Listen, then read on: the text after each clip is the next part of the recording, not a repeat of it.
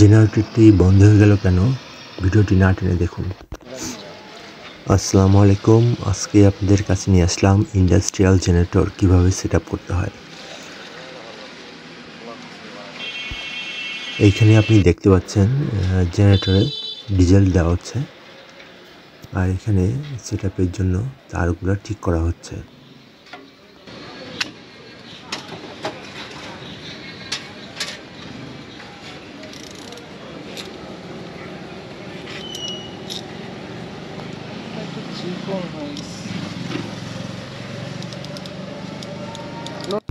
এইখানে আপনি দেখতে পাচ্ছেন তারগুলা সঠিকভাবে পাঞ্চিং করা হচ্ছে যাতে কোনো লুজ কানেকশন না থাকে।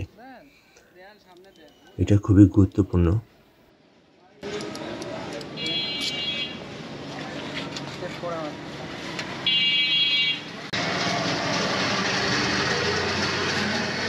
ভিডিও হচ্ছে না ছবি তোলা হচ্ছে? ভিডিও। এটা কি ব্লগ তৈরি হবে এরকম কিছু? কোম্পানি থেকে। কোম্পানি থেকে? সাবাস।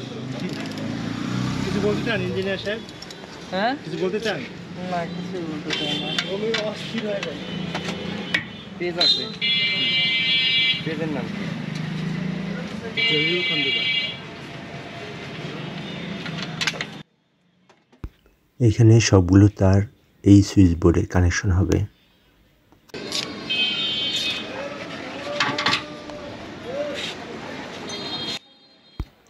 এই জেনারেটরটি পার্কিং ব্র্যান্ডের।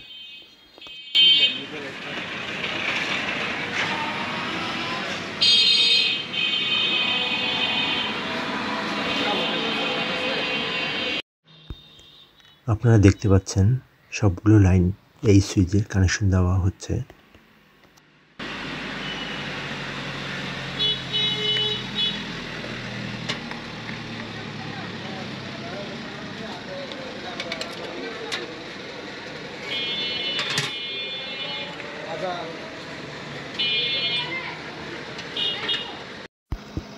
প্রথম স্টার্টিং দেওয়ার পর জেনারেটরটি একটু চালু হয়ে বন্ধ হয়ে যায়।